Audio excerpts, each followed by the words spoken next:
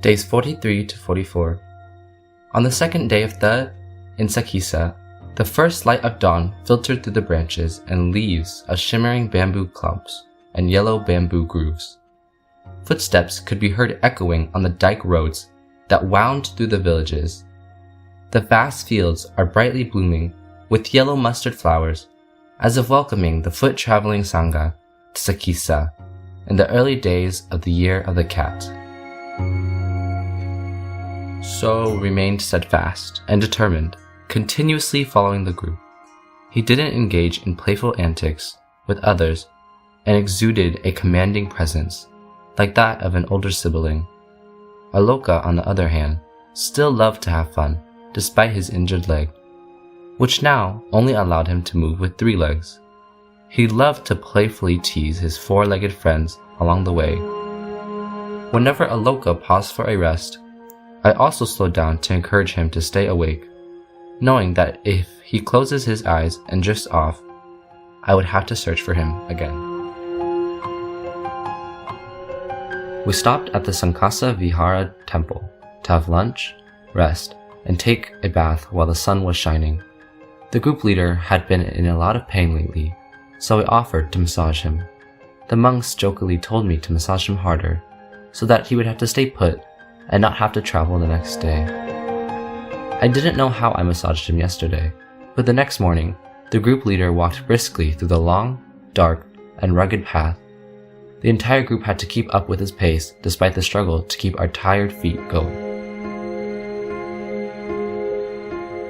As night approached, we huddled together in the dark, surprised to hear spring raindrops tapping on our tiny tents.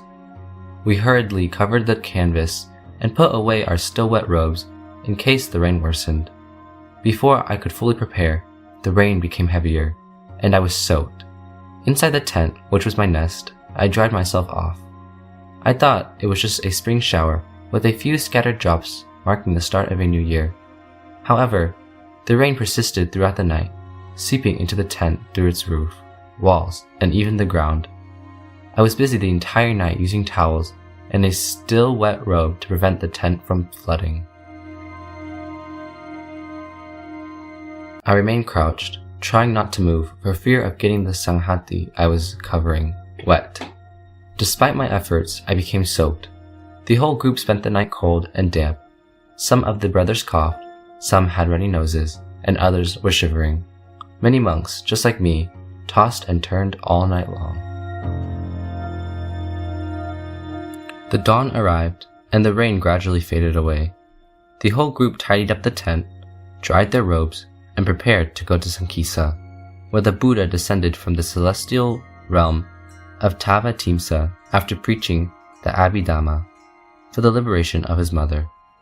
Along the way, Venerable Silananda and another monk from America came and offered alms food to us. After that, the foot-traveling Sangha with bare feet, holding their bowls, walked in the cold rain until we reached the destination. We paid homage and chanted the 3 refuge sutta at the place where the Buddha descended from the celestial realm of Tavatimsa. The story is as follows. During his retreat in the Sankasa mountain range, the Buddha also followed the tradition of previous Buddhas and ascended to the Tavatimsa Deva realm to preach Abhidhamma to celestial beings and his mother. Meanwhile, the Buddha sat on a throne beneath the coral tree. On his right were Yakha Indaka and his mother, Mahamaya, who had been reborn as a male deity, Maya Devaputta, in the Tusita Deva realm. On his left was Ankura, and numerous celestial beings from 10 directions gathered to listen to his sermons. After listening to the Dhamma, Maya Devaputta attained the first noble fruit. Every day, at the time of his alms round, the Buddha created a duplicate of himself to continue teaching the Abhidhamma in his place, and would stop the teaching at a predetermined point. Then, the Buddha would go to Anotatta Lake to bathe and brush his teeth with a neem twig. After that, he would go to Utarakuru for alms and return to the shores of Anotata Lake for his meal. After eating, he went to the sandalwood forest to rest.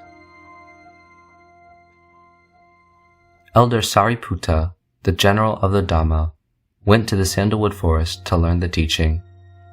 The Buddha said to the elder, Sariputta, as I have preached this Dhamma, he only mentioned the subject and some guidance.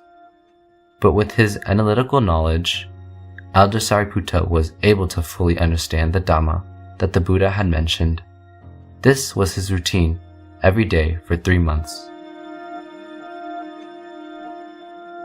After 3 months, the Buddha returned to the town of Sankasa from the Tavatimsa realm, the Brahma beings on his left and Saka Indra, the king of heaven, on his right, escorting him down the 3 golden, ruby, and silver staircases. The staircases descended from the peak of Mount Meru to the gate of the town of Sankasa, where countless celestial beings offered him flowers scattered in space and played wonderful melodic rhythms. In the 3rd century BCE, Emperor Asoka erected a stone pillar to commemorate the place where the Buddha displayed his psychic power upon descending at the village gate of Sankasa. An elephant was engraved on top of the stone pillar.